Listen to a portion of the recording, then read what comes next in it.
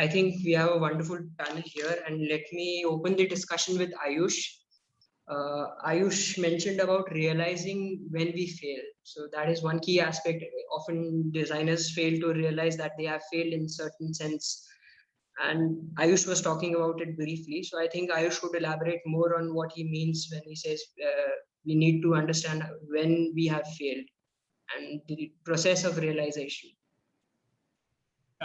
Thanks, Pulkit. So, thanks, Rajesh. I think it's an honor to be on this panel and also to share and talk about this very touchy topic, because we very often show what we are good at, but we hide what we are not. I think failures are very, very important. And one thing I often tell a lot of the people who work with me is that doubt is our best friend. Now, doubt and failures are two sides of the same coin. As as designers, we very often fall in love with what we do. It's very natural. It's part of the creative process. And I think this also puts on blinkers on our eyes. It's like when mom has a brat of a child, but to her, it's the best child in the world. And that's how we very often treat our projects and our work. Um, so it's this and also we have this echo chamber around us that which is of the people we know, we care about, our offices, which constantly reinforces we've done something good or we have done something great. I was talking to a very well-known prominent architect at one time, and he does these sort of really amazing projects. They're shot beautifully, and those are projects I was working on. And I asked him, "What about you do far more projects than what we see? So what how come you don't put them out?" He says that we don't show our mistakes. So it's a and it's a very important thing to also see that there's so many masters that we've seen, the work that we've seen, probably to get where they have got, they might have done hundreds and thousands of mistakes and learn from that. And I think this is what is very important, is when you make a mistake, you will learn from it only if you know that you've made a mistake and you shouldn't repeat it. Often, I think the parameter, the so-called lodestone or philosopher's stone, is that when we set out a brief, our work has to be measured against the brief we've set out for ourselves. If we've not met the brief, it's a failure. We might have started off that, oh, we're going to make a low-cost apartment and then end up making it 5 times more expensive than you'd imagined. It's a failure. But do we sit back and realize, is it a failure? Or do we say, no, it's all nice. The client paid for it, the client likes it, it's all fine. So I think how we set up ourselves and how we measure our own work is something which is the beginning of how we measure our success or our failure. Also as designers, we are always in such a relief mode after a project is done. Oh yeah. That to sit back and reflect ki kya theek hua, kya nahi hua is sometimes a pretty challenging process. Right. So, sitting back and saying this did not work, and being almost brutal with yourself is important. And here again, that there's also a big pitfall in this, because what are we measuring ourselves against? Right. Am I measuring myself against something which is way beyond technologically? So I might make a low budget house, but I see this super duper expensive apartment in a fancy place and say, no, my place is nothing like that. Do I look at that as a sign of failure or a sign of learning? Or do I set a new metric or index for me to say what did work and whose word am I taking for it? Right. So it is a very complicated area. It requires a lot of self-reflection. And in the end, it's not really about I failed to get proper natural light or I failed to get the budget in, Right. or even not even calling it as much as a failure, because there's so much negative connotation to that, to the very word failure. To say that I learned from this is another word of acknowledging that we can be better. Right. And I think herein lies the key. And perhaps I'm sure many of the panelists would also reflect back. The first projects we did was so shitty. was gross. You'd never want to go back and see and acknowledge that we were part of it. But we learned from it and we Right. moved ahead. And I mean, very honestly, my current practice stands on this mountain of mistakes that I've made. The good thing is, I have the courage to make them again. To sit back in this space that no, I will always succeed is is probably a point where you kind of make yourself invincible, and then you don't try to fail. You don't try to make the mistakes that you would learn from. I am in the world of furniture, so my mistakes are of a slightly smaller scale than practicing architects. कुर्सी ठीक नहीं है कोई बात नहीं दूसरी कुर्सी लगा दो. But if the building does not work, you cannot quite do the same thing. छत में सरिया गलत लगाए तो भैया छत तो गई. So I am in a relatively comfortable space to make mistakes.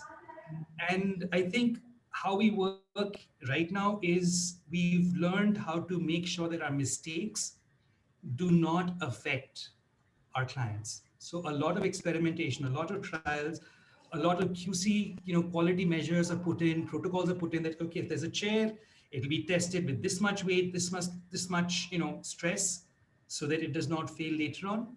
So I think, yes, I mean, failure is good. We learn from it, but managing failure is just as important as recognizing Right. it. Thank you, Ayush, for throwing light on the genesis of failure, starting from the right from the conception of the design brief and then building upon it. Takbir, you talk about documenting failure and the importance of making it part of the design process. So, how are you able to get into the process of documenting your failure through your lab and your practice? Could you throw I some think, light on it?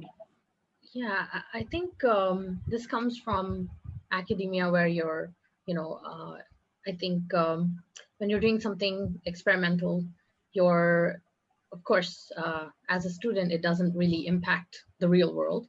But then whenever you're experimenting with something, um, similar to the way a science lab would operate, they would document every step and then figure out what went wrong and then have this whole catalog of failures and then see which one of those didn't work and why didn't it work and what applies. And maybe in some context something could fail, but then in another context it could be a success. So it's almost about how you define failure. So it's almost about it's not a one size fits all kind of a um, you know you're not coming up with a solution that fits every situation. So what could work in one situation would probably not work in another. So what is considered failure from one point of view would be a success from another point of view.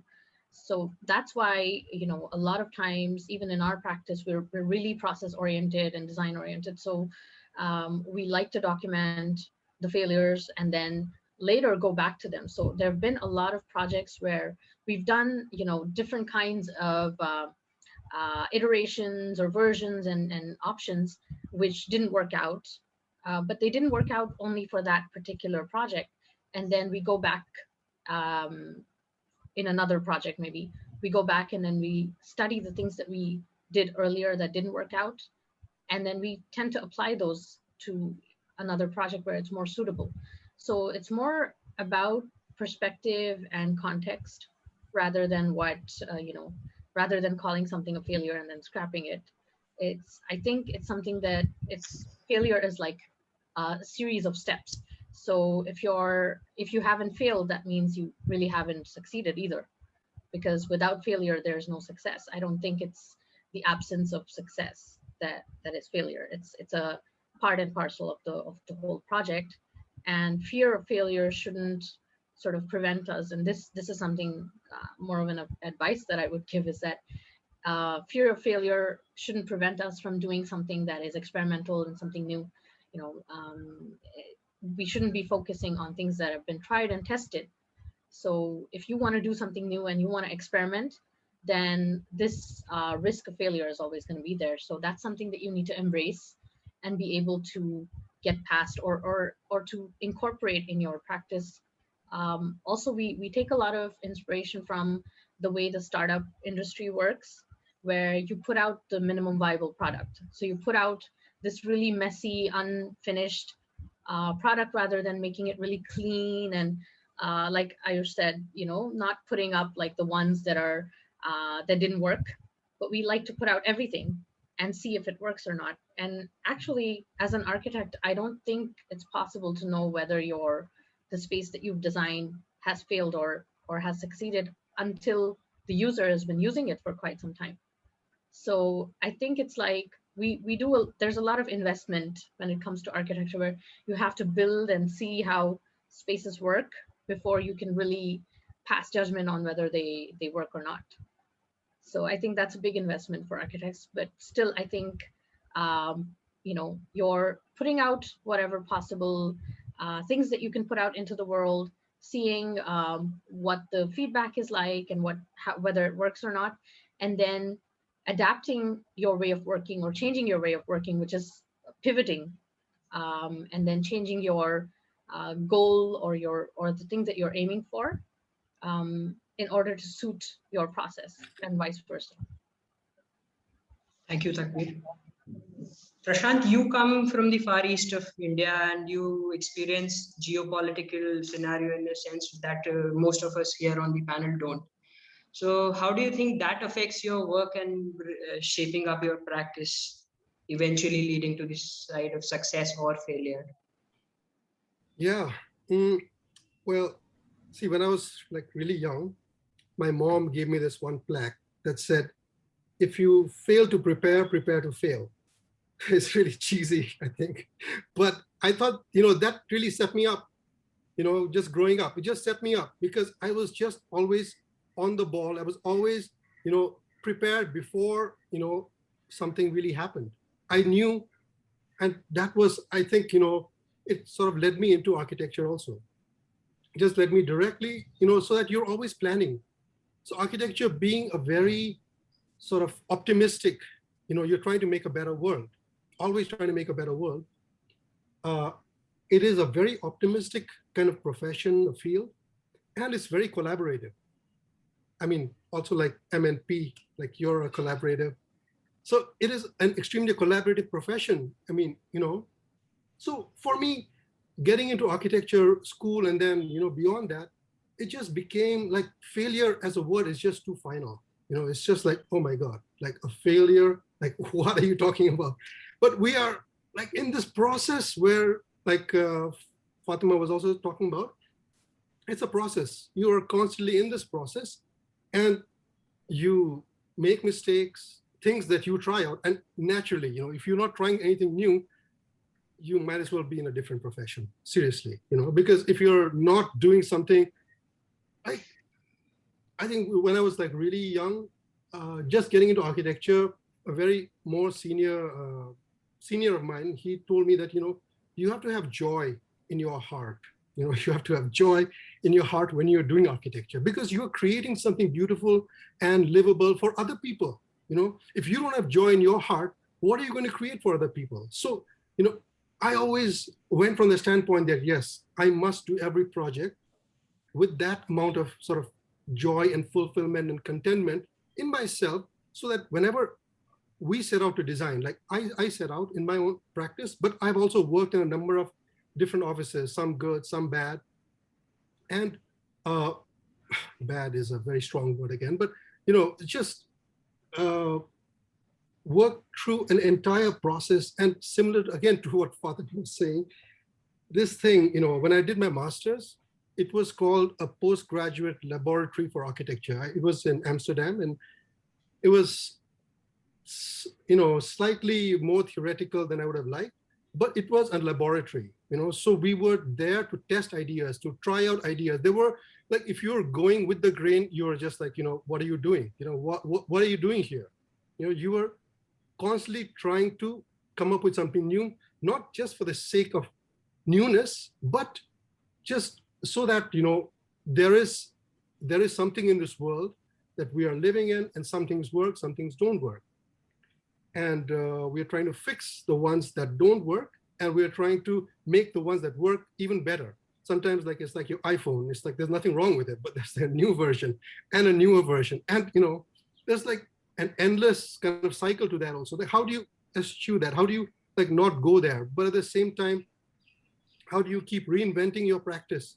How do you keep reinventing yourself? And coming back to what is collaborative, for me, architecture again is all about relationships. It's about people. It's about you and your relationship with everyone involved in the process of making the building, to the point where the building, the project is more important than you, me, and everyone else, even the client, right? So I will argue to death with a client if I think that the project is going to benefit from that. And if I think that the client has a way better idea than mine, I don't have an ego. Like, yes, that idea is fantastic. The idea is more important. You're not important. I mean, yes, you're important to the point that you are getting this idea across. But beyond that, that is your job. You're sort of like a puppet master. And sometimes you are getting played. Sometimes somebody is, you're playing a bunch of people. But Renzo Piano, he said a number of things. But this one thing really resonated with me. He said, to make a good project, you may need a good architect, but you definitely need a good client. You cannot do a good project without a good client. And I just to summarize this a little bit, get it to a point. There was a time in my life, this joy thing was totally gone. I had no joy in my work. So that was the time I really felt that I'd failed, because I would just get up and I was going through so much stress, and just, that's the personal thing that Rajesh was talking about earlier also. This was personal to me. I was going through so much stress, and I was working for these government projects. I was doing a lot of government work because that was the thing to do in Sikkim. You did government work because that's what paid your office. That's what, it was really, really difficult. At some point, maybe I'll explain the entire thing, but I found that it was giving me so much stress. And I was also dealing with very, very difficult clients.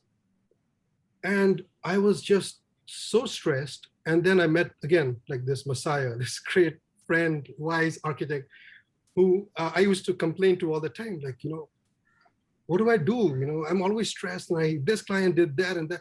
And he just said that, why don't you just eliminate all these clients? And I was like, what a great idea. What a great idea. And that's exactly what I did. I just, one by one, no, I'm not doing your work. I'm not doing your project.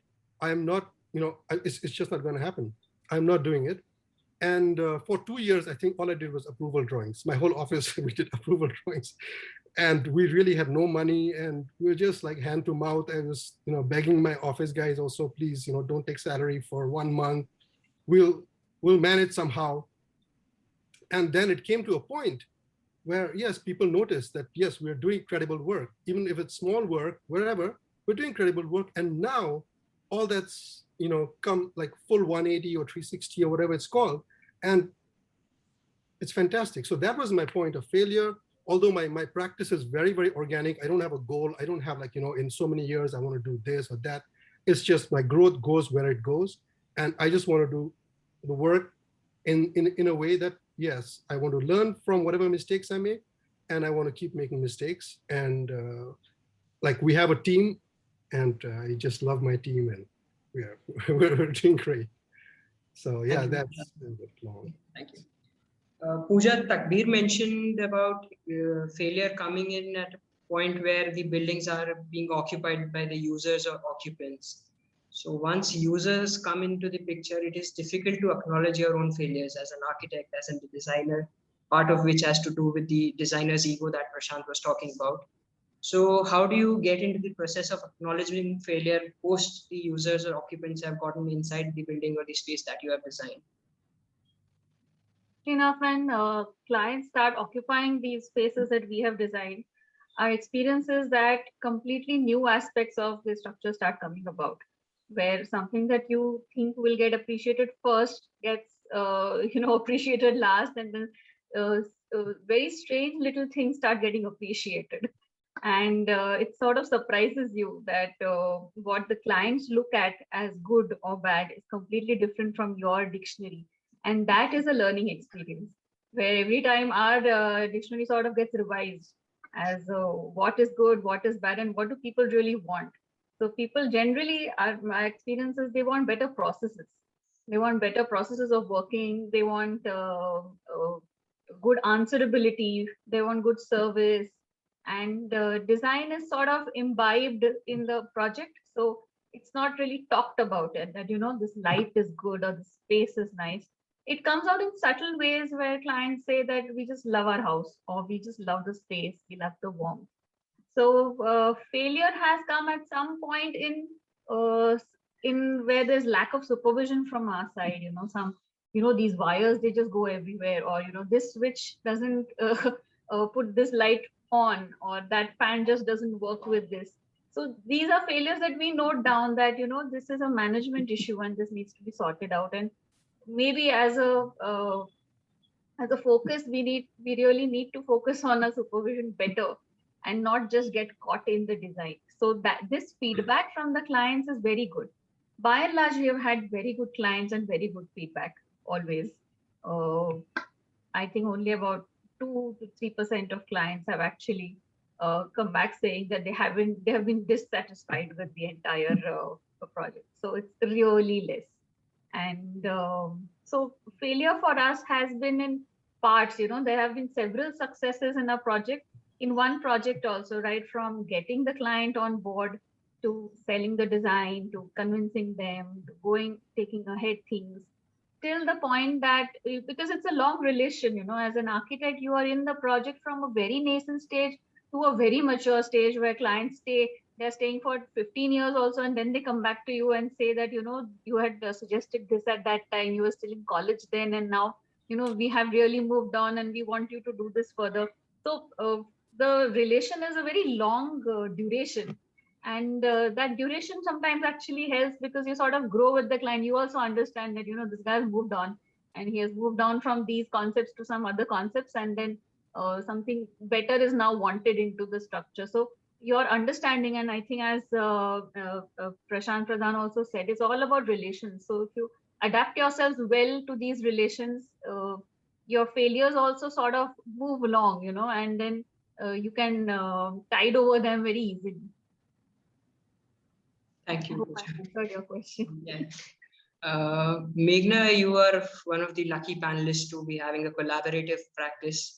So looking at your own journey, can you tell us how a collaborative practice has helped you fail better, as we are talking about this whole conversation with the hashtag sail the fail?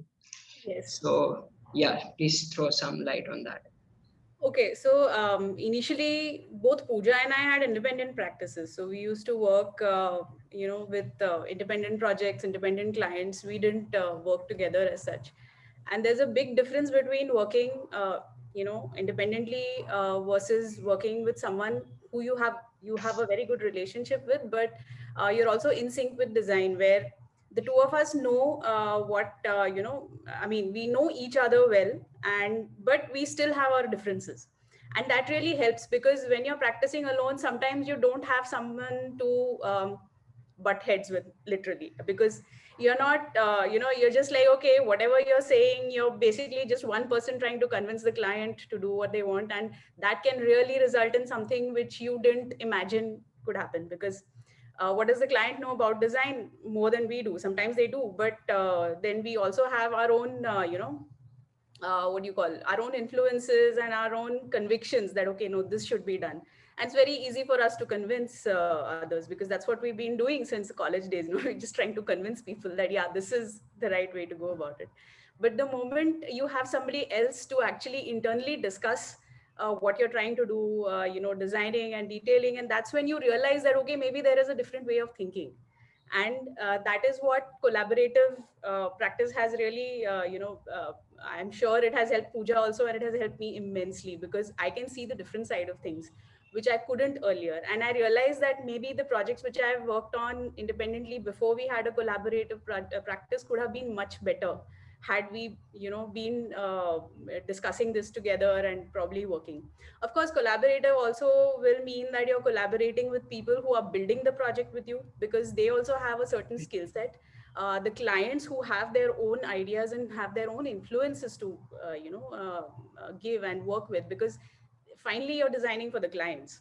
So it's a synthesis of all of this together which comes in and finally gives you that final product. Right. So that also is very important. And working with different contractors, working with people from remote areas who have their own skill sets, and trying to understand their skill sets and trying to work with that bit is also been very challenging. And I think it's definitely, I can see the difference between practicing individually on my own versus having that collaborative practice, and not just in terms of two architects working together, but also working with different kind of people whose projects we are working on, working with different contractors, working with different, say, people who are supplying material and everything. It's really how it all comes together, and that is what is most important. I would also like to continue the discussion. So you have been friends with Pooja before, I guess. So how do you think that affects the professional relationship, affects your personal relationship with her as a friend? Because a lot of times people may have different professional relationship, which may ultimately affect their personal relationship with people around them. Yes. So how does that work out for you? So we are friends since we were together since architecture college. So we are batchmates. And so we've known each other for a while. And I mean, after we graduated, we never really thought of working together. But we knew each other very well. We knew what our likings were, what our influences were. We even did a postgraduate course in natural resource management and ecological restoration. After our architecture, we did that together as well. So we both knew that we had some common influences. We had some common points where we agreed upon. And we also knew how each other's process and work design process was. So later on, when we both had that thought that okay, it needs our own personal practice also needs to grow, and we thought that we could work together because we will work well together. We tried it out on an experimental basis for some time. We decided to see whether this really does work or not, and it's only when we were truly comfortable with each other, working with each other, that we decided that we can take this ahead.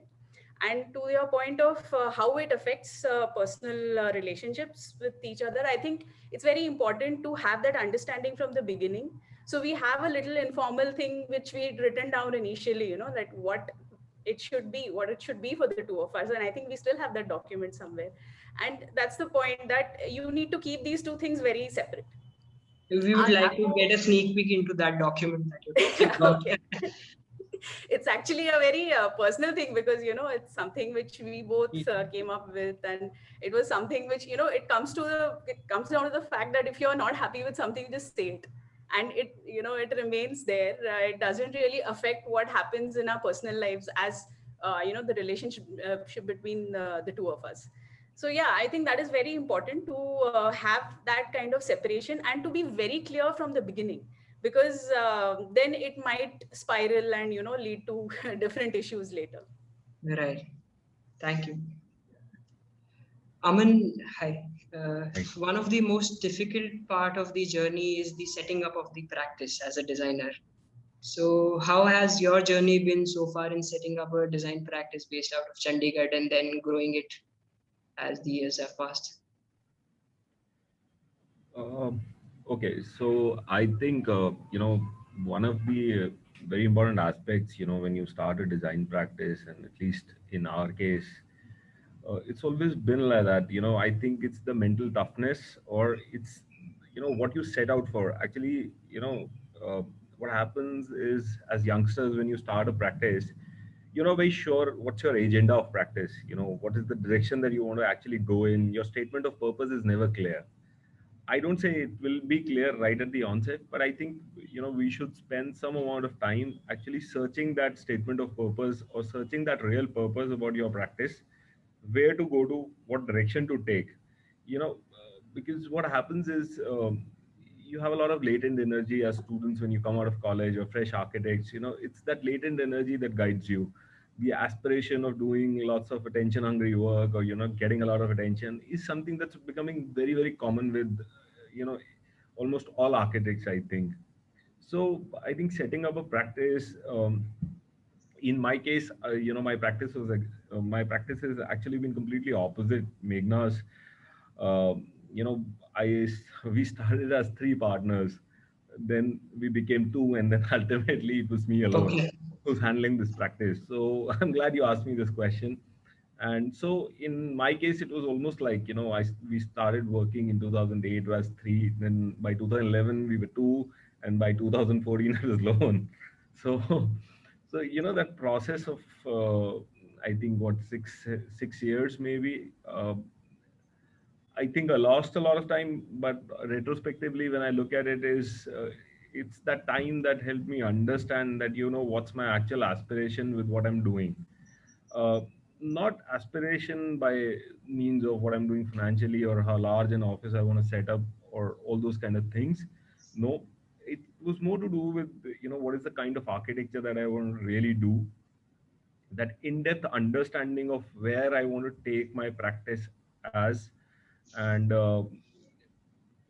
also shedding all that, sort of aspiration of doing or gaining a lot of attention vis-a-vis, doing work that's genuinely meaningful, work that's genuinely timeless in one sense.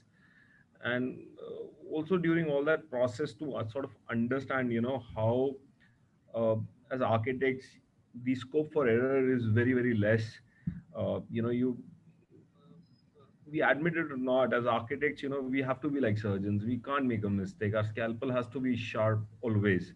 So, how to sort of hone that scalpel or how to sharpen your knife, sort of that real process of understanding of how to actually uh, run a practice in the sense of not losing your own agenda along with, whatever clients that you're getting. I think that understanding is something that's the real key of uh, setting up a practice. And, I've always been saying what happens is that, a lot of the architects, youngsters, even as we professionals, even after 10, 15 years, you know, we're either lost on one end that we get too busy and we never have time to actually sort of reflect on what we are doing and where we are going. Or on the other hand, what happens is that uh, you know we are just doing it for the sake of doing experimentation to gain attention, right? So to understand, to do meaningful architecture, I think that entire gamut, where to strike the balance, how to set it up, where to go ultimately, also because, like a lot of panelists said, we are artists, but yes, we are working for patrons, right? It's whatever art I have in me is meaningless as long as my patron does not sort of entertain it, or my patron is not happy about whatever art I'm doing at the end of the day. So, to do architecture that is uh, genuinely, I think, not just contextually correct, but correct to the appropriate to the client, because that is something that's really, really important. And in this entire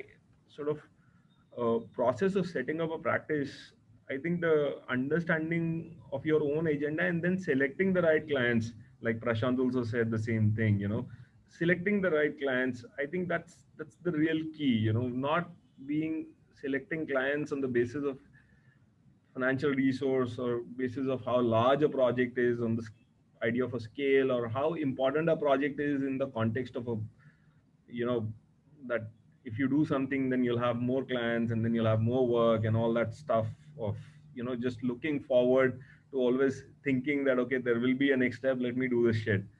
So, that understanding of, okay, we have to be correct every time, this, and that's one aspect of it. The other very important aspect of it is that, how to manage your own time to actually set up that practice where you don't get too busy, you reflect, and then you also sort of devote time to think about each project as deeply as it should be thought about, right? So I think that understanding, and what I figured out in this entire thing is it's only about your mental state, more or less. it's okay. There are a lot of external factors which will guide a lot of other things, but I think if you have that right mental state, and also this the other thing that I would like to mention here is that this right mental state is mostly missing as a part of our education system.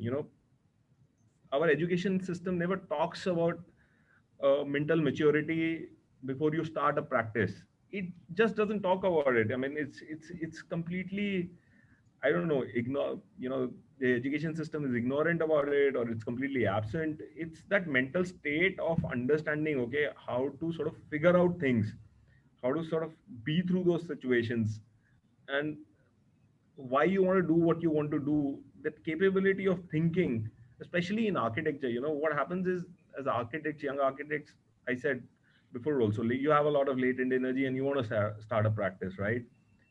Some people start too early, some people just delay it too long. But in either of the cases, what happens is that the foundation of getting those factors correct is always a problem. So I think that's where my failure lied, where we started. And by the way, I'm still very good friends with all my ex-partners, and it's not that. And because we were all classmates, we were extremely good friends. We still are. But I realized the aspiration was completely different. I wanted to do completely different things. Nice. Thank you. A lot of talk in the panel has been around the idea of contextuality. So Ayush, coming from a background in Rajasthan, and then my personal practice being in Rajasthan as well, a lot of work here is affected by the deep-rooted tradition and people still caught up in the design language of the 1800s. So Ayush, how do you navigate your path around this, and are you able to convince your clients to maybe step ahead in time and then take upon contemporary design processes and ultimately the design results as well? Yeah. So I think at times we discount what history holds for us. And I think being contemporary is just a way in which we try and find meaning for ourselves to exist and to give a context for innovation where probably it's not necessarily needed. I think the idea of contemporary is something that is today. It's relevant to what is there today. It's not necessarily a visual language, so to say. I think particularly in Rajasthan, uh, a lot of and also especially in the space of architecture, there's a lot of nuance and refinement that has existed previously. And I think instead of trying to be revolutionary, in the sense, changing the world, if we look at our, we try and look at our practice as evolutionary. How do we evolve beyond that? It's something that clients also understand because we talk a language with which they're familiar. At the same time, we question things that are just image related. Very often people come to an architect or a designer with an image in mind. He, hamara ghar aisa lagega, and they want us to give them a space which they can talk about, because building a home or an office or getting something new is very often linked to the sense of arrival in society. लोग खुद के लिए घर कम, दुनिया के लिए घर ज्यादा बनाते हैं. And which is fine. It's absolutely fine. It is how how we place ourselves in society, and that is the point of a house.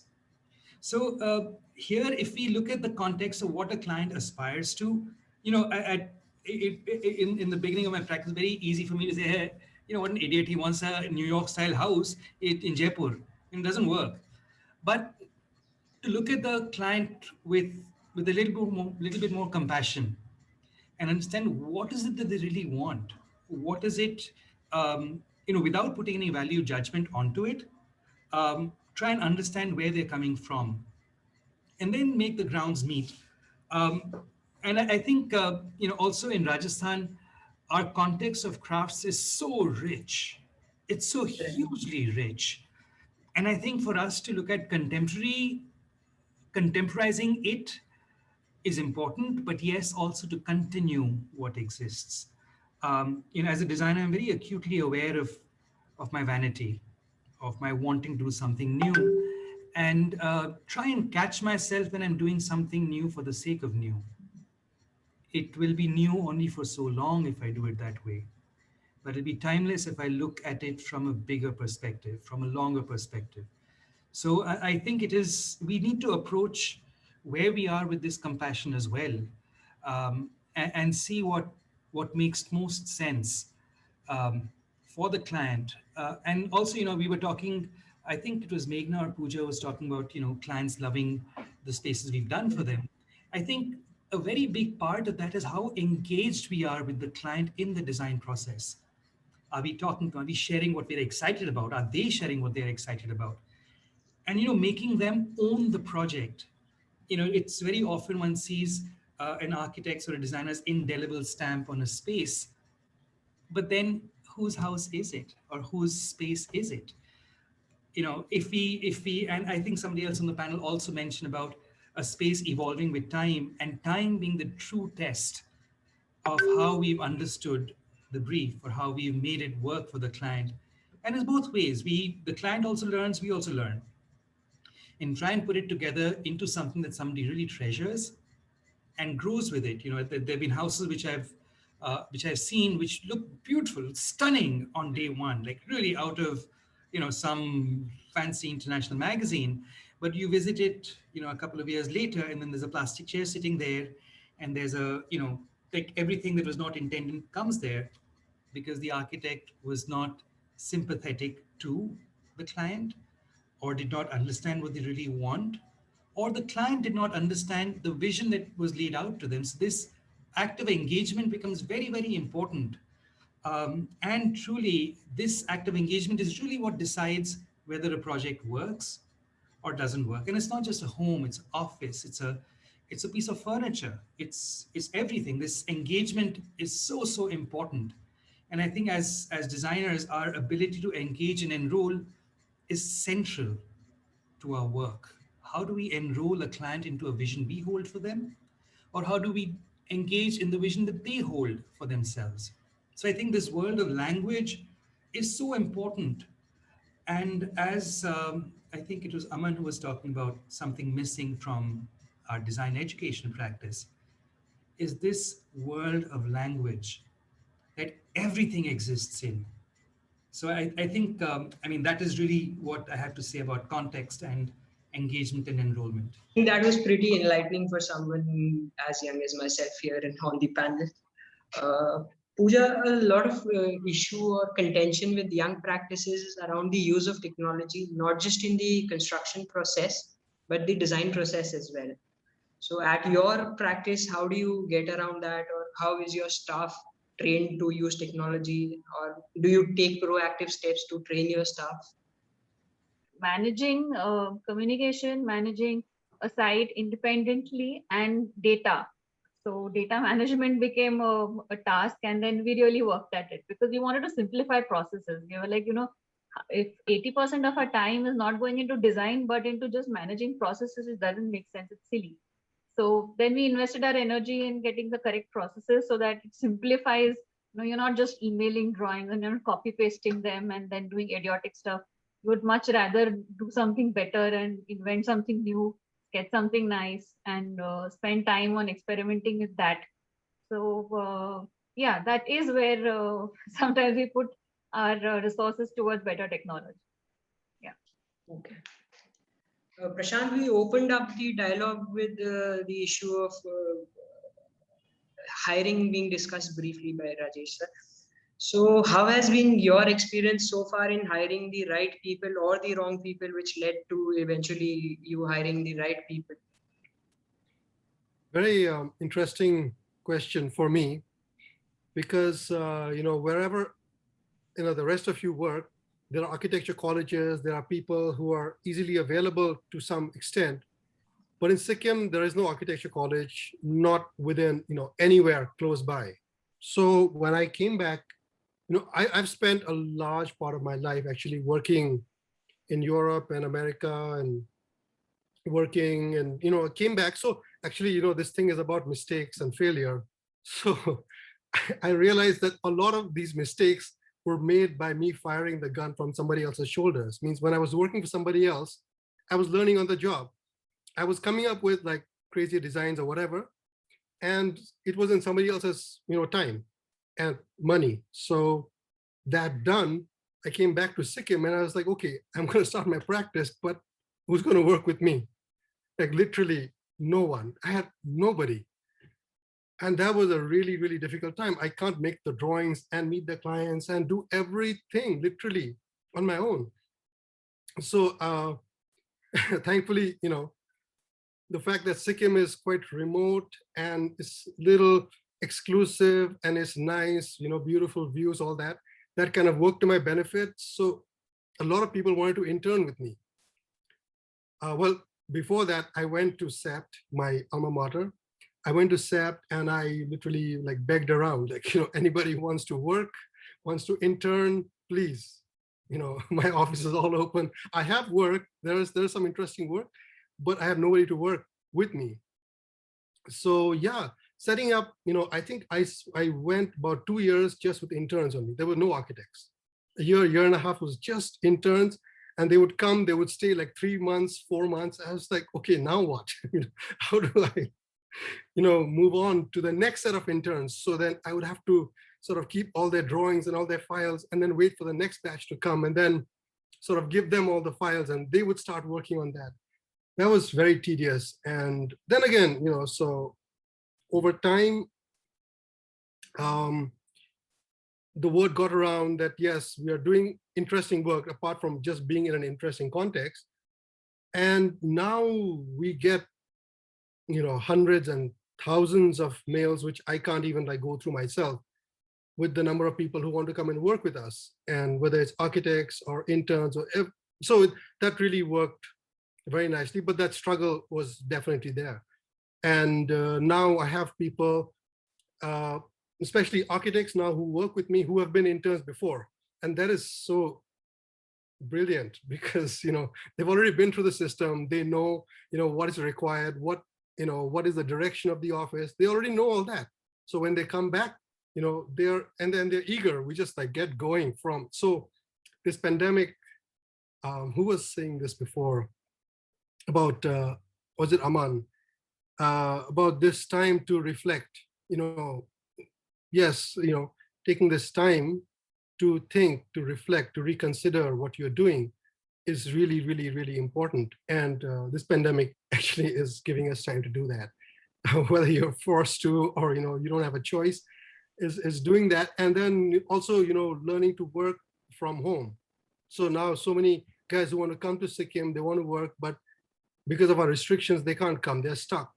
But because they've been interns before, we've already had a kind of relationship, from before. So we just tell them, this is a new project, the drill, just get on with it. So that's been working quite well. And sorry, you asked this question to Ayush earlier, but this was about context. And really my thesis in life, architectural life, is about context, life, or let's say architectural life. I have this kind of thesis, which I call form follows context. Mm-hmm. And I've been giving lectures on that ever since. And I've been actually teaching a course in SEPT on this whole thing, on how contextualizing is so important and sort of having a base. And yeah, so finally, I just want to say that a lot of times we make our context fit our dreams, our desires, our egos, our signatures, and we put the building there and we like decimate the context, like, the topography and everything. We make it zero and then we put our building there. But I've learned over the ages that it's the opposite. We form our buildings to the context, we shape our buildings based on what is the context given to us. And then we shape the client and make him also understand that, no, we're not doing that. We are not breaking this whole hill and mountain down. We're adjusting our building to this context. And people now, because we're working with these kind of clients, they know what I'm doing. So those kind of clients just don't come to me anymore. They know that I will just like disagree and I will say, no, I'm not doing your work. If you're thinking that I'm going to make this hill into zero and putting your building there, then it's not going to work. We are working with whatever is given to us, and then we're trying to create something out of that. Takbir, you have been involved with the academia. So is your journey a bit different from the others in the sense that you are constantly connected with students and people who are coming into architecture every new day? So do you feel that your journey would have been different had you not associated with academia? I think I'm not really part of mainstream academia, and I think that is a failure. I don't know whose, because it's been really. I came back to India with this vision that we want to transform the way academics are, and bring them into maybe more computational design and data driven design, these kind of things, or maybe even different kinds of design processes could be adopted in the academic system or education system. I felt that it was kind of our education system is kind of uh, they're not really conducive to adapting these new techniques and new ways of thinking, or any new techniques, not just my methods, but then it's kind of rigid still.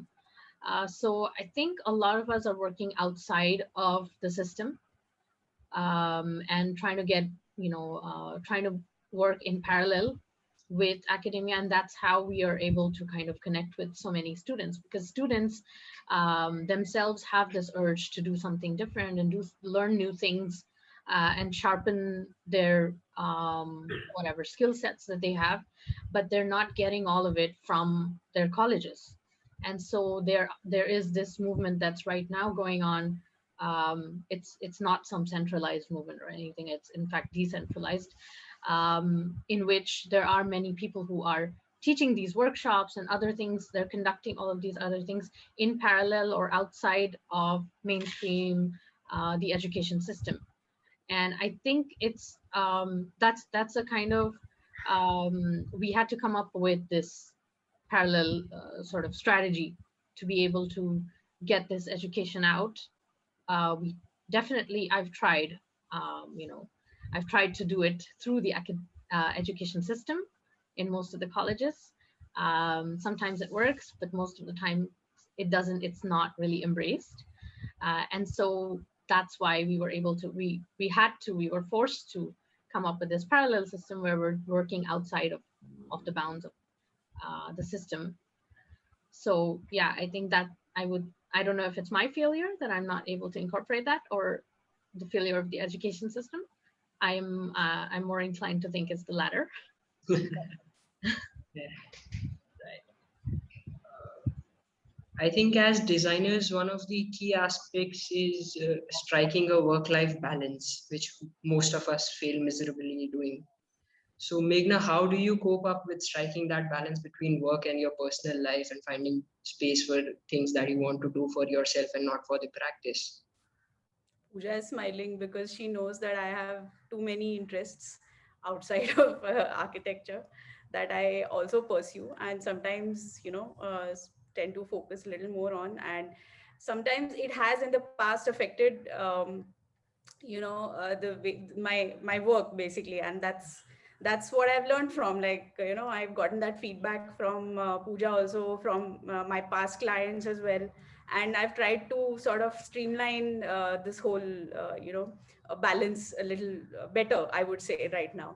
But it is important, I would say, to have interests outside of just work. It could be related to your work, it need not be completely different, but it's always something that. And as your practice also moves ahead, as your work increases, you start to sort of realize and find that balance. It's not easy to do. And but over a period of time, I think it does get streamlined.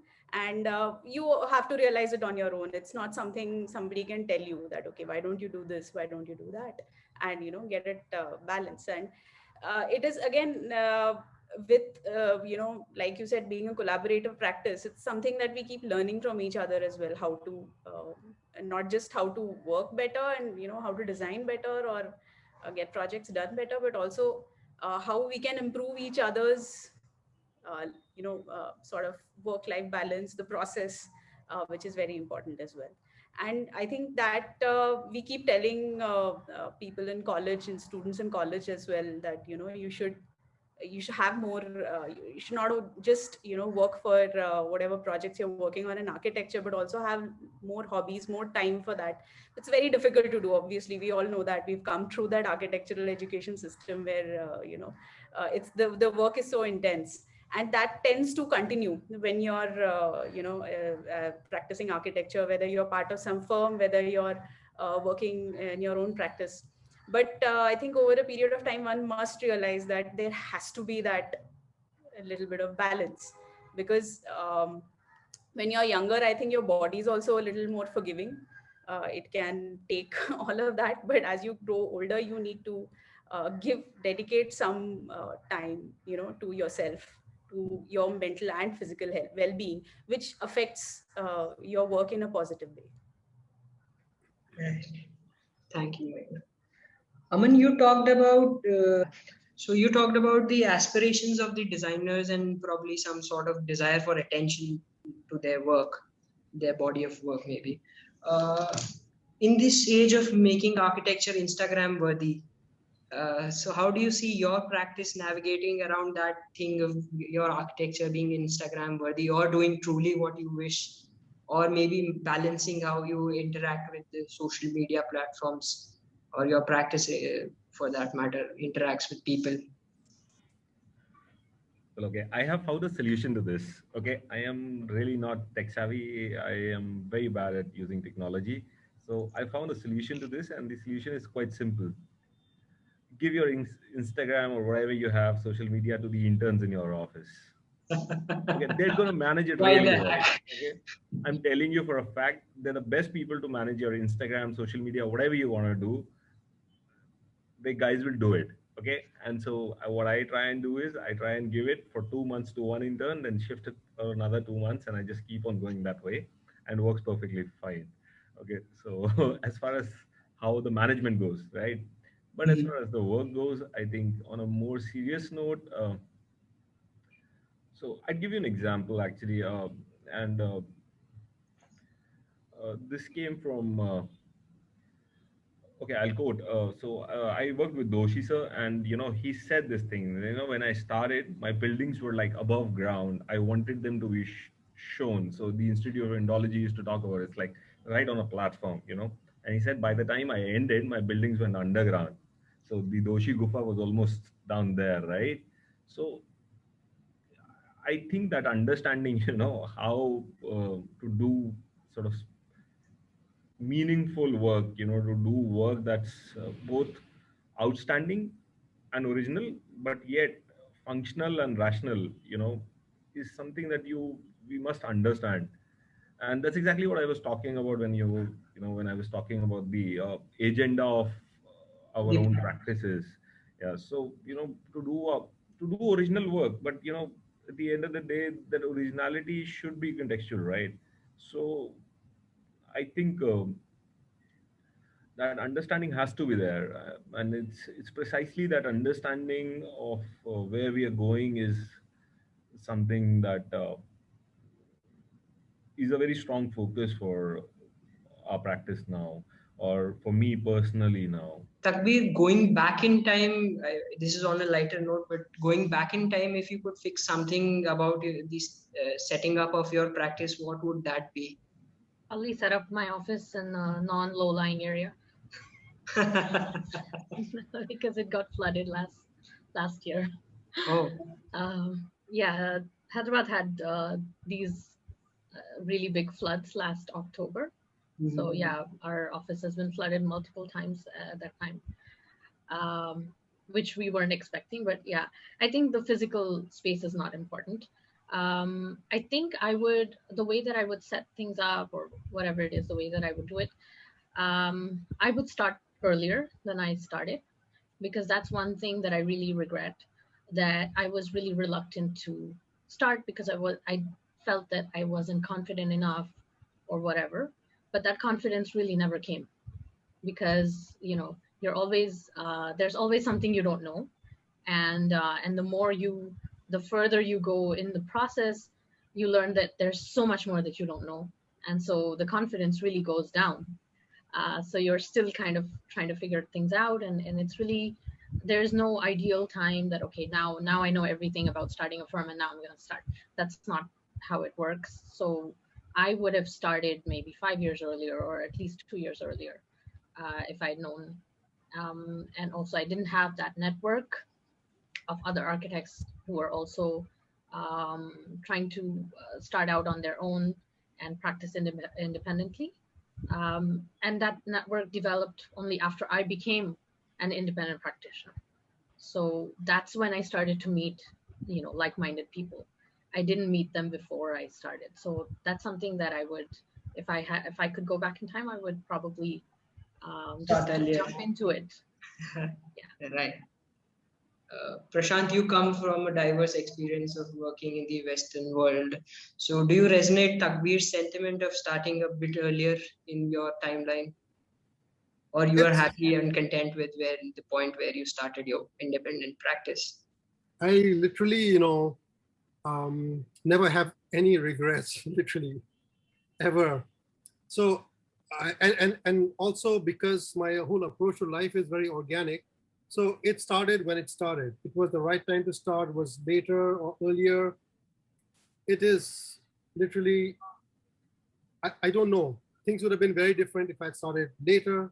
If I had never gone, it would have been very different. So every decision you take has a different sort of, outcome in that sense. So I never plan in that sense. I plan designs, buildings, whatever. I don't plan my life. So it's just, going on this journey. And yeah, I just know that any experience that I have is going to enrich it. So I try to have as many experiences as I can and as diverse as possible. So when I go to a place, also like living in Europe, I totally immersed myself. Literally, I mean, I learned the language. I was working in an office where I would, I gave my interview in Dutch, which was totally broken up and whatever. I could barely speak the language, but I gave the interview and I got hired on the basis of me speaking Dutch. And then when I started making drawings in the language, it was really, really difficult, but I learned really fast. But that's the whole point. Like, also with failure, if you don't try, if you don't immerse yourself in it, you're not going to get the experience and you're not going to learn from it. So the whole point is that, you totally immerse yourself, and yeah, this is where I am. And I don't know where I will be in the next 2 years, 3 years, 1 year. I don't know. We'll see. It never became personal, actually. I'm still very good friends with my ex-partners. At least I believe so. We meet we meet very well, I think. So, I think, but with partnerships, it's like I said in my previous statement, uh, we must understand the purpose of why we are getting together. If it's like a fact where we're getting together for the sake of complementing each other, I think, or whether we're sort of getting together to sort of, expand a practice or maybe make it bigger somehow. So, that understanding of where you want to take your practice, or what is the goal of the practice actually. And then the role definition, in a sense, is really, really important. I think that's one thing that I learned about partnerships, or for that matter, even for handling the senior people in my team.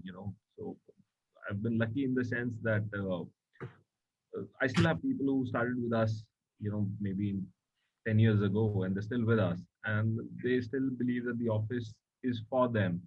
It's not just my office alone; it's their office as much as it's mine, right? So the only thing I came to realize is, yes, everybody needs their personal space, but everybody needs clarification on their role. What the other person is doing and what's sort of there for that person 5 years down the line, to your thought process now. I'm not saying it's going to be definitive. It's never going to be. What you think might just not happen 5 years down the line at all. It could be completely, 180-degree to that. But the idea is that, yes, you're looking forward to something. You have something to look forward to in uh, in a team, I would say, in a collaboration, I would say, or and especially in architecture, because architecture, it's very intense, right? It takes a toll on you both physically and mentally. Yeah. So unless you're genuinely motivated and unless you know the direction that you're going in, it starts becoming really, really difficult. Yeah. So you want to say that not having clarity in terms of role was the major reason between split in partnership and you people not deciding to go ahead with that? And do you have any regrets? Uh, No, I don't have towards any it? regrets. I really don't have any regrets on why I did what I did, because retrospectively, whatever you do, it teaches you something, right? So I don't Perfect. want to regret it by any chance. No, I don't regret it. It was a great experience. I think in the initial years, when you are alone and to start a practice, you need companionship. That was there for me. It was one of the best things that could have happened for each one of us, to have companionship around us. So it does get very difficult to work alone, to be lonely. And so, from that sense of things, I don't regret anything. But yes, I do understand that the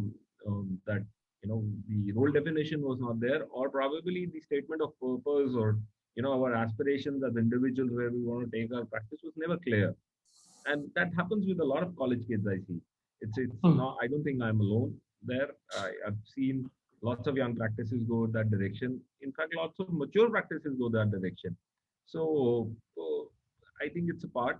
But for youngsters, I think it should be a part of our education system where we understand that what is the role of setting up a practice, or this idea of, because in architecture, setting up individual practices is one of the major uh, it's one of the major parts how the profession is run, right? It's Yeah. unlike engineering, or unlike medicine, or unlike a lot of other things that where you have a lot of opportunities. I'm not saying we don't have a lot of opportunities, but yes, at the end of the day, even after working in an architect's office for 20 years, the aspiration, and even in large practices, the aspiration always is to start up something individually, right? Hmm. So that understanding at the onset of the education, if you can sort of learn about that, how practices function all over the world.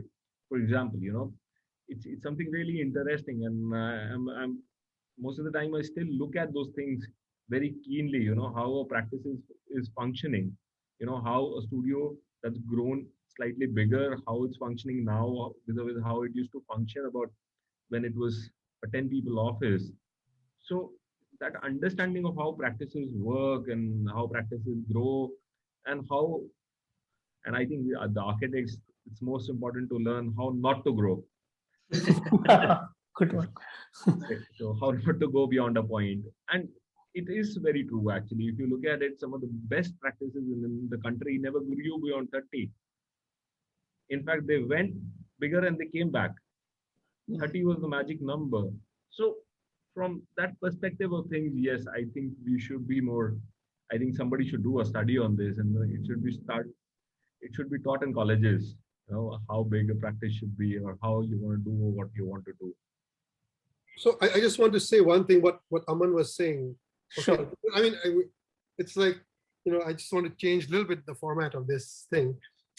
And I think, he hit upon like a really, really important point, which was, how big the practice, like, let's say like Bianca Ingalls or OMA or, Renzo Piano.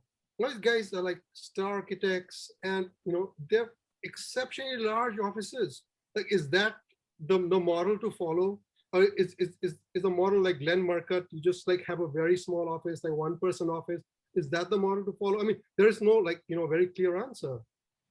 But, do you take on every project that you get? And do you like, how do you come to terms with that? Like, where do you stop and say, okay, like he said, 30%. Like, do you stop at 30, or do you like, what do you do? And there are so many practices now, like Gensler is an institution, like, oh my God, it is SOM. Like, they've become corporate giants. It's like, is architecture, the role of design then, is no longer than, just, this the small fraternity or this office which deals with issues that are, very specific, and they take the time and the energy and the research to, for every little problem, or they've corporatized the entire process and it just follows, a very like a formulaic methodology by which this happens. Like, what is, I don't know. So this is one of the questions that I have. So, I'd like to kind of take that on and, say that, we are not a large practice, but a small practice either. And I think to a very large extent, the structures that these large corporates have is really what holds them together. And, very often the challenge of scale is the architecture of our practice itself. Something as silly as, are our drawings consistent? Are layers consistent when we issue our drawings? When a client pays, when do we call them? Who calls them? Who do we have? Do we have a separate person for client servicing? There's a whole structure that actually makes these giants work. And in a way, it also frees up the designers to do what they want to do. So while both sizes of practices have their own benefits, I think the bigger idea is the choice that the people who set up the practice make. So if SOM is building an airport, it'll be a big challenge for a small firm to do that. So the kind of projects you handle, the kind of challenges you take on, is a question of how scaled and how organized we are.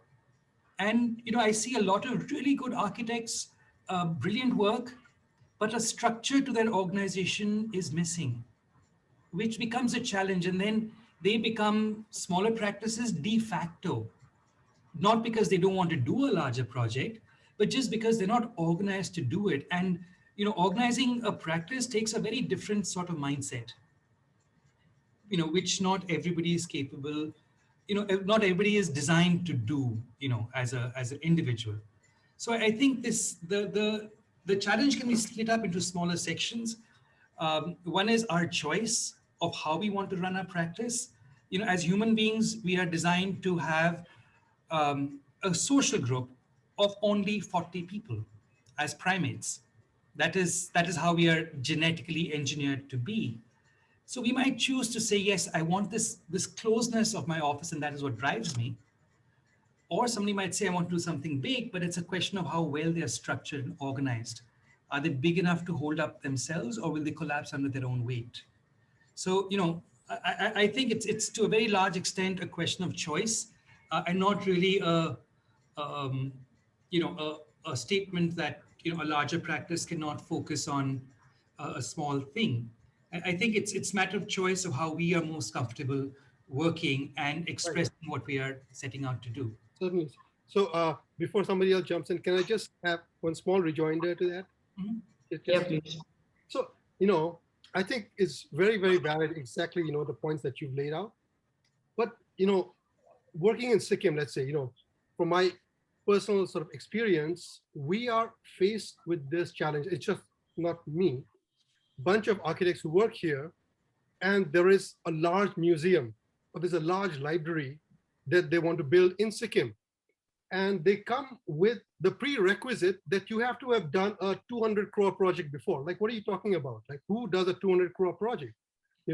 But like, why should we be discounted from doing or attempting that project? And I will say that, this guy, he taught me also, Alejandro Zaira Polo. He, from Foreign Office Architects, as a very small practice, they won the Tokyo Yokohama Port Terminal project. They won it. Daniel Libeskind and everyone, be damned.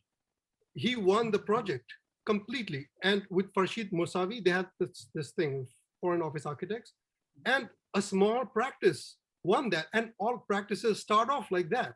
And in the Western world, there is sort of, this encouragement, this opportunity for young architects to come up with ideas because it's idea driven. Yes, what you're talking about is a sort of a system which can be hired when the project comes through. But we are short even before we even take the first step, because there is a prerequisite. There's a prerequisite to even applying for a project of that scale, even though you may be, as a designer, you may be able to, have the acumen to design a project of that scale. But no, in India, even to join a competition like that, you have to be prerequisited to have done a 200, 300, 400, those are just numbers now, So I have a problem with that.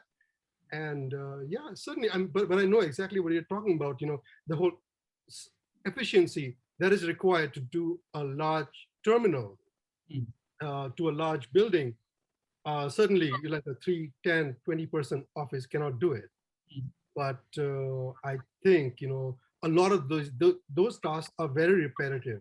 I mean, if you are sort of relatively organized, I think, and also, if you've worked in certain firms like Alejandro Zairapolo and Farshid both worked at OMA, and Biarka Ingalls also worked at OMA. They learned the system, and Biarka grew where he grew because of understanding that system. So you can grow, but the opportunity needs to be there, and the system should allow for this kind of growth. Is my. I can just jump in. I completely agree with you, Prashant, about the pre-qualifications that are required, and I think that's a failure in our system, because the way that competitions are, floated, they're not really looking at the right things. This is what I feel. They're looking at certain, metrics, just like our system of selecting students because there was one student who had posted about how he was, he had to fail over and over because of his marks in the exams. So that's the same way, that's the same model that that is being followed even for selecting architects or pre-qualifying architects who can be invited to competitions.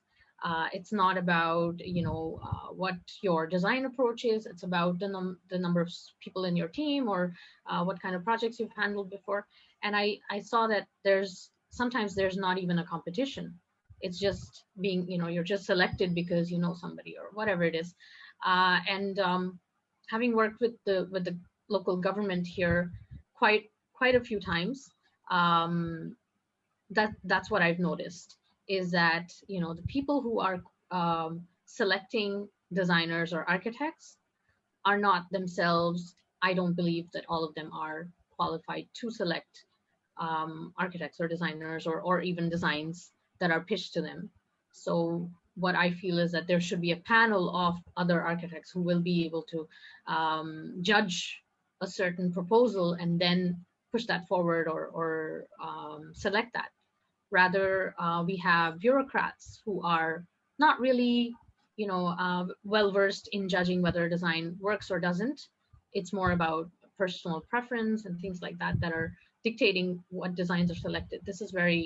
I think this is a failure of the system, even though we have a lot of red tape and we have a lot of systems in place, but probably not the right systems. So, if I may just add to that. Yeah. So I think probably I kind of go back to something I said earlier, is if we have some empathy, because many of these bureaucrats are, yes, they do not know anything better. But I think it is not really a failure of the system, but it is the failure of a profession to make itself visible as something that has made a big difference to the world, to the society. Where are the architectural spaces that we as a society talk about? We look very often at what is new as something that is architecture. When we look at events, we look at the Kumbh Mela, for example, not this year, but the one that was organized earlier. Is that architecture as well? It is, it most certainly is. But if we stand out too much in this space of saying, you do not know what architecture can do, we might be challenged to enroll them into what is possible. So I think if all of us as a profession look at enrolling other people in possibilities, which we may or we may not, but it's a way of thinking that if we share with them, it might work. very often, and if we were in their position, we had to take a big decision, there would always be the question that whose neck is on the line, uh, who is going to stand for them, unless we have somebody very, very senior standing up for you.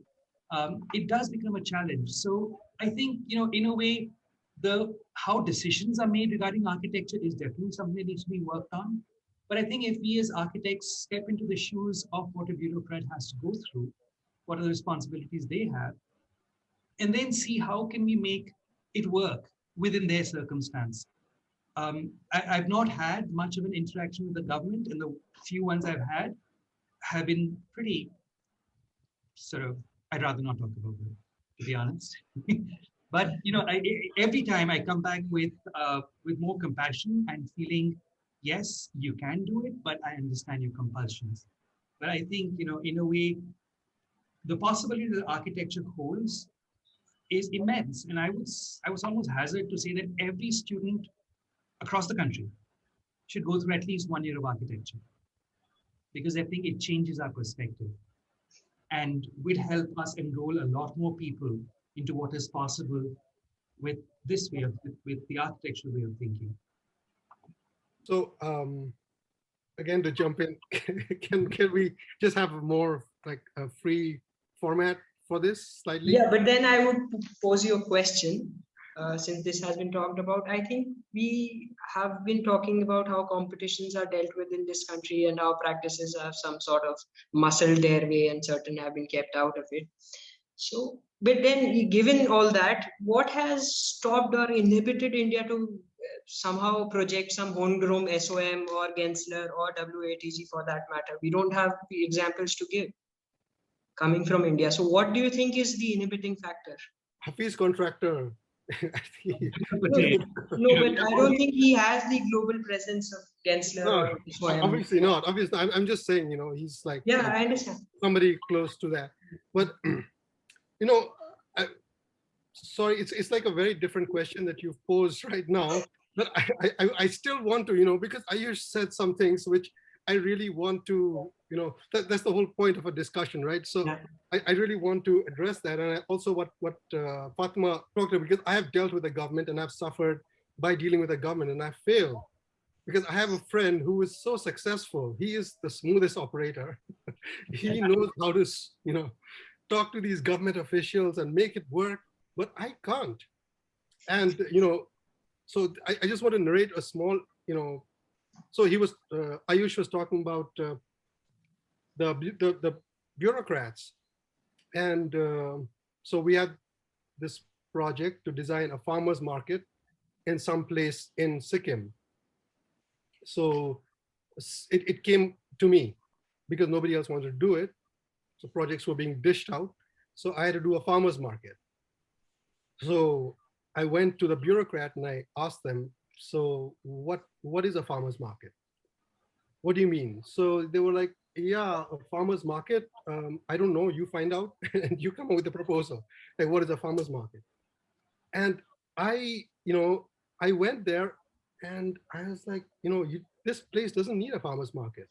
This place needs public space and it needs a huge parking. That's what this place needs. Because there is the public space, but people to get there drive in their cars and they park all over the place. So we need to have a huge parking so that they can park there and then go to the public space and all that. So I came up with this proposal. I was least interested, but I was kind of forced to do it. So I said, okay, fine, we'll do this proposal. And when I came up with this parking lot proposal, they loved it. They were just like, oh my God, over the moon. Like, this is fantastic. This is too good. And they were like, okay, let's go to the chief minister and propose this to him because, this is such an amazing proposal. So we went to his house, to the chief minister's house, and I made a presentation there. This farmer's market, small, parking lot, huge. And they were like, okay, great idea. Let's go ahead with it. And yeah, I made the proposal. I made the DPR, detailed project report, all that. Then when this got sanctioned and the money came for doing this project, a very interesting project actually, because it was straddling two roads. So this parking lot was like you enter at one level and then you drive through and you park at different levels and you exit at another level. Absolutely, so it was a very interesting proposal and very interesting building, and I was like really excited about it. The first thing that the bureaucrat, after the project got sanctioned, everything, is like, we have done, 10 feet floor to floor height, but there'll be a lot of cars with carriers.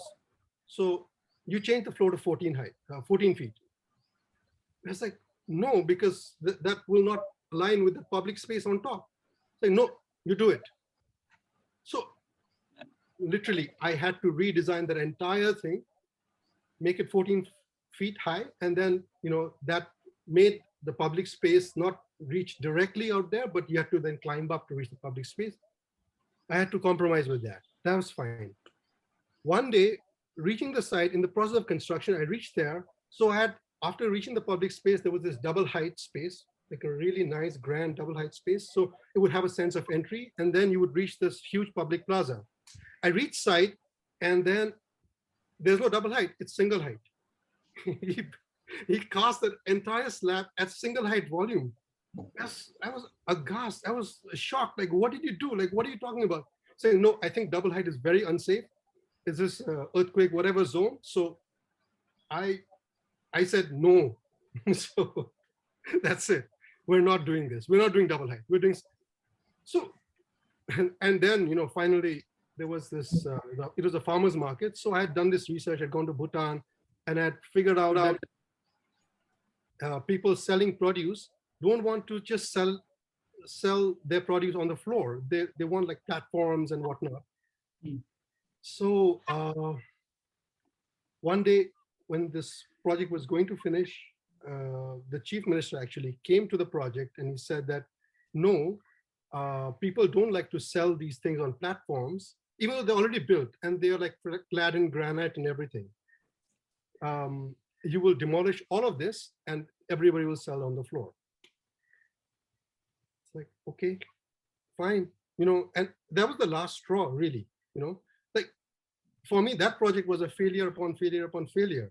Like at what point do I just begin to accept everything that they're telling me? And, it works now. The building works, but it's not what I designed. It's not what was agreed upon. I don't know what it is anymore. I don't even want to go to that building anymore because the bureaucrats in the process of construction have just done what they want to do with it. And I have so many stories like that. So that's why I just stopped. Isn't this a failure of the system? Because that's what the system should have prevented anybody's whims and fancies to be, at a particular stage when it's an advanced stage in the process.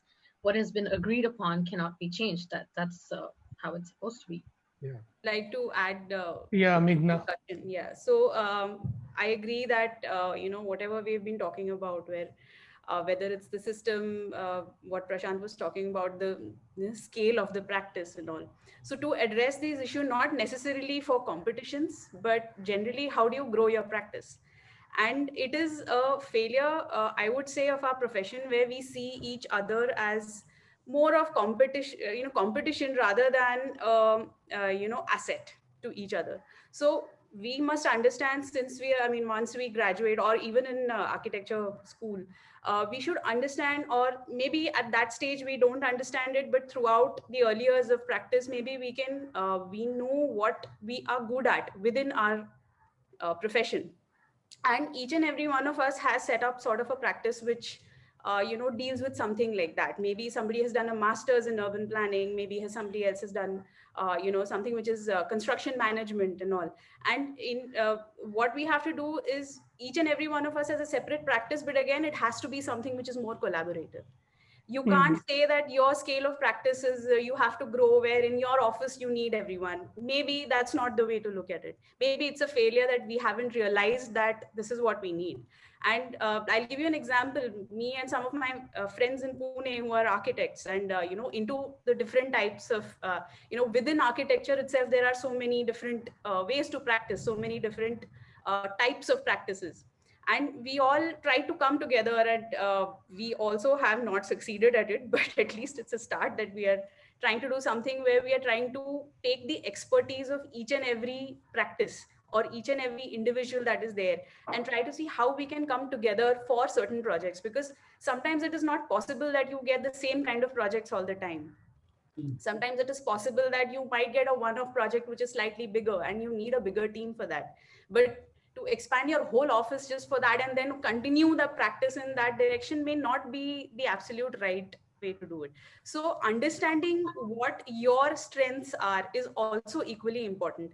And that may not happen as soon as you graduate. I agree, because by working in different fields, by trying out 2-3 different types of practices, or 2-3 different types. Maybe somebody might be interested in journalism more than anything else. Somebody might be interested in structures more than anything else. It is that once you understand what you're good at, and then you can really sort of get into this whole aspect of how you want to grow and how you want to be a part of a team. I think teamwork in this case is very, very important. And even for students at that stage, like I've said again, you may not understand what you're good at when you're younger or what you really want to do, but it is important to figure it out, because if you're only thinking of setting up your own practice at the end of it, it might not be something that you're good at, and you will constantly fail because of that. And once you realize that, okay, maybe I don't want to build buildings, I don't want to design buildings, but I want to critique them, or I want to design the structure, I don't want to design the building, or I want to ensure that this is fitting into the site properly or something. You don't want to do the conventional thing that architect is supposed to do, which is design a building and get it constructed. Maybe that itself, if you're not good at it and you keep going into it, is a failure that of our education system and overall how a profession is perceived. That and we are probably part of that problem, where we are in this panel also, all of us have our own practices and all, and we are not really talking to people who are part of some other team, who are part of some other profession within the scope of architecture. So I guess Rajesh, you can think of inviting more people who are architects but not really into the field and trying to work with it, or someone who's I am the one. You are an example. Anyway, so this is very interesting, and we have about 10 to 12 minutes with us. And I would definitely like to know during this course of practice, what were the important decisions you made to change the nature of practice, whether you took pauses, you reflected upon certain mistakes, and you wanted to bring in some change in the format of practice. Has this happened? And I would like to know about it. Anyone can talk about it. I think I will start here. Sure. Yeah, please go ahead. So, when I started off, I studied furniture design, and I graduated in '97. At that time, there was no factory, there was no industry to talk about in terms of furniture. So I kind of set up my own thing, and I thought I'd consult. Very quickly realized that consulting would never get me money. So I started making. So our practice of design actually started with the making of product, because nobody would pay for a service.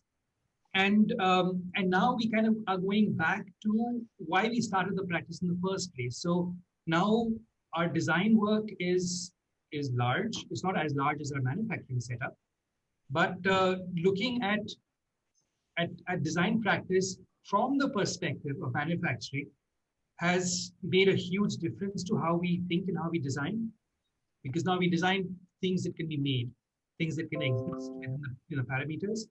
But what is interesting though is that for us as a practice, every day is something new.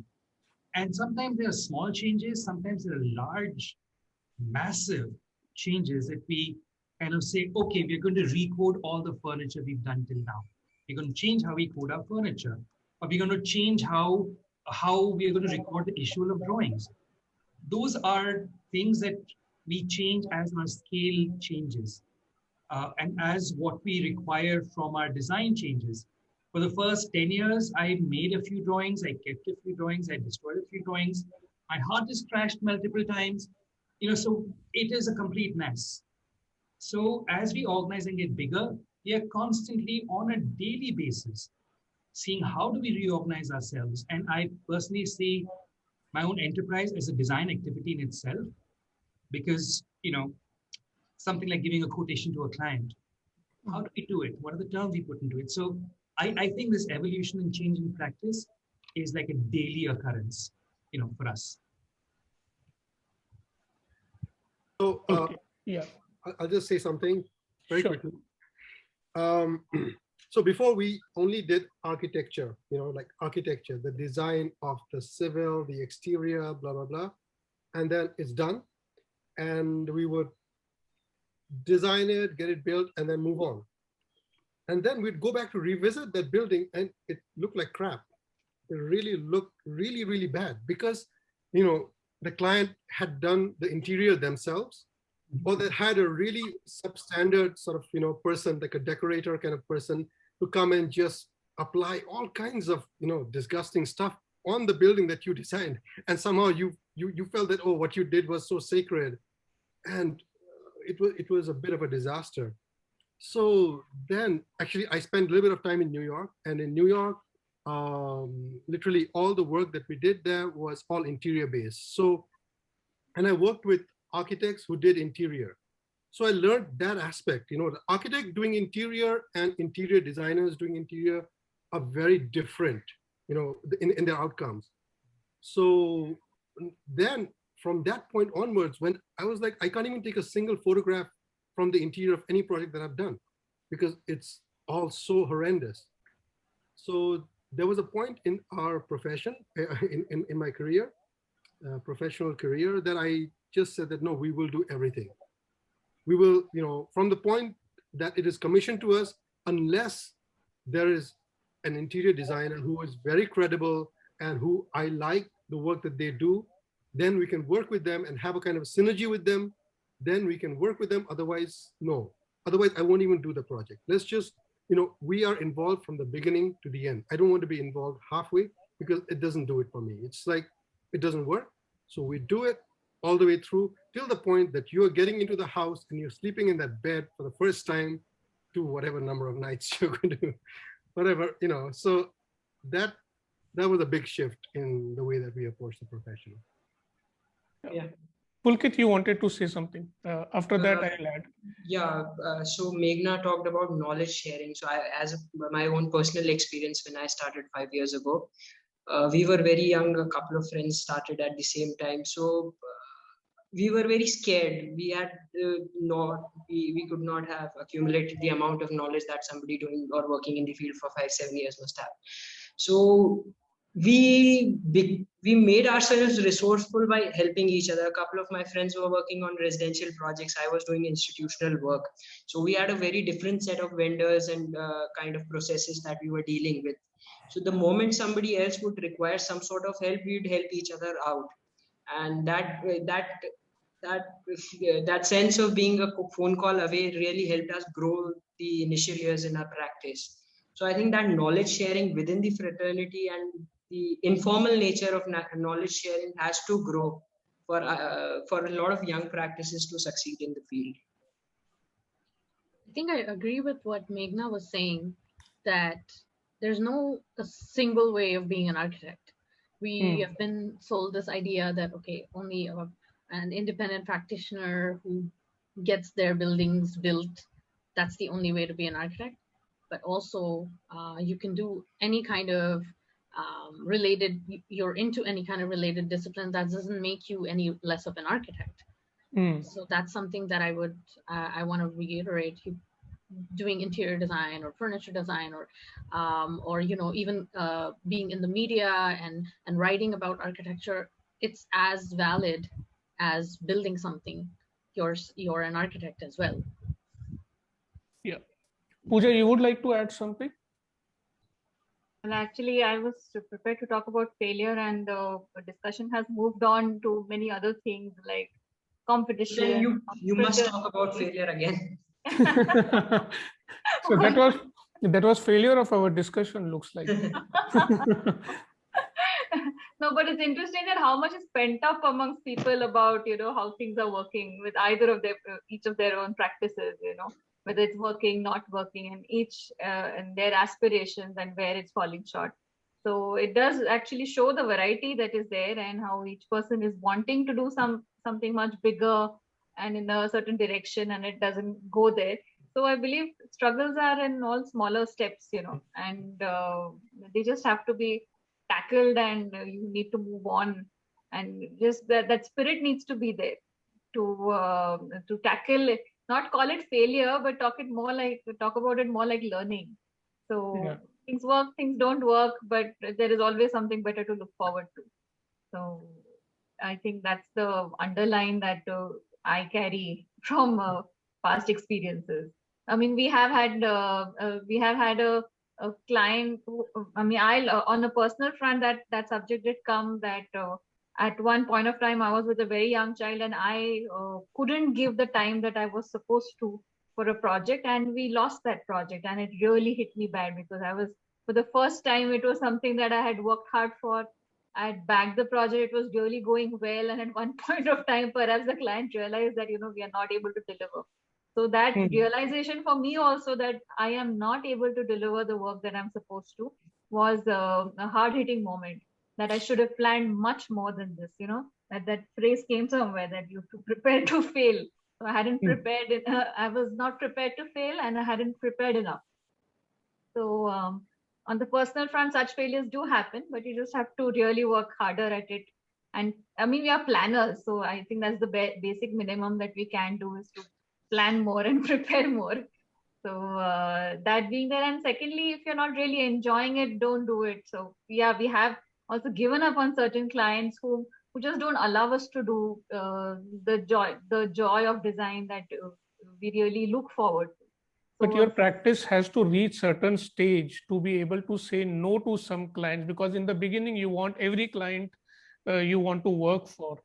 So maybe I want to discuss at one point, if not in this discussion, at what point in your practice you started saying no to work, that I really don't want to do this, maybe for some other discussion. That is one for me.